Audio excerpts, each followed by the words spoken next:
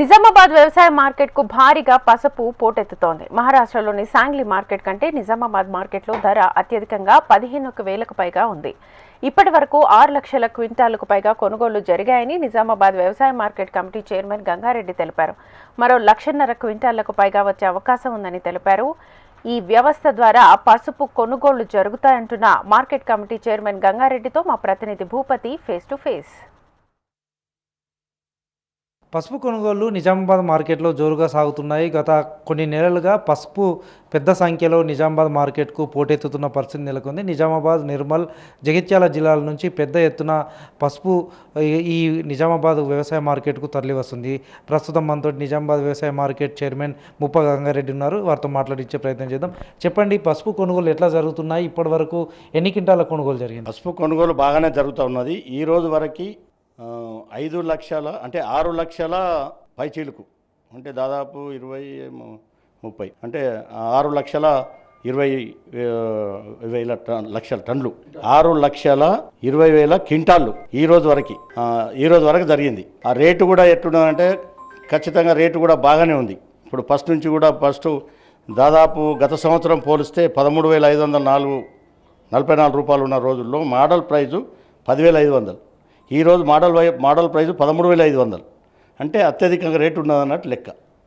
Nizamabad market ఇప్పుడు ఏదైతే ఇనాం పద్ధతిలో మీరు మాట్లాడుతూ ఉన్నారో, ఇనాం పద్ధతిలో రావాలనంటే మంచి నాణ్యమైన సరుకు తీసుకొస్తే రైతుకు ఇనాంలో మంచి రేటు వస్తుంది. సాంగ్లీ కంటే 100 రూపాయలు ఎక్కనే వస్తుంది కానీ తక్కువ అయితే రాదు. సాంగ్లీకి తీసుకుపోయే సరుకుని ఇప్పుడు ఏదైతే 3 రకాలు నేను చెప్పాను మీకు, ఆ 3 రకాలు చాటం చేస్తారు. రైతు చాటం చేసి నంబర్ 1 ఎంబోయి సాంగ్లీ తీసుకుపోతాడు, అట్టు చూర తీసుకొచ్చి మా దగ్గర పెడతారు. దానికి రేటు తక్కువ వచ్చింది, మాకు రేటు ఎక్కువ వచ్చింది అని చెప్తారు. అట్లా చెప్పకుండా ఇనాం అలవాటు పడాలనంటే రైతు ఖర్చు లేకుండా నాకు నా అకౌంట్లకు డబ్బులు రావాలని ఆలోచన చేస్తే డిపిసి సెంటర్లో అమ్ముకోవాలి. డిపిసి సెంటర్కు సరి అయిన సరుకు తీసుకురావాలా.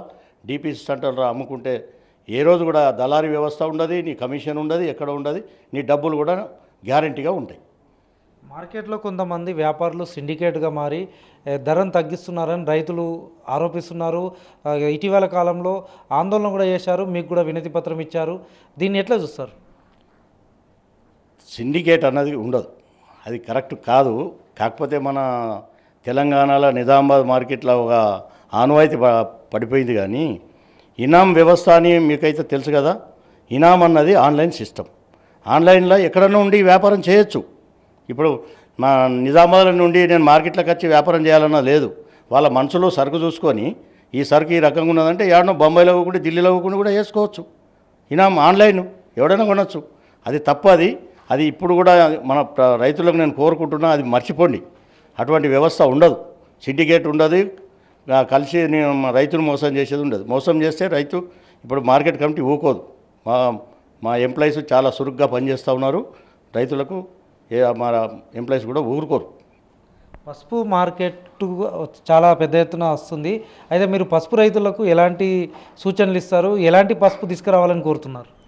పసుపు రైతులకు నేను ఒకటే కోరుకునేది, మంచి ఎండబెట్టి నాణ్యమైన పసుపు తీసుకురండి, మంచి రేటు తీసుకోండి. ఇప్పుడు మొన్న చూడండి 15,600 రూపాయలు పలికినది మన నిజామాబాద్లోనే.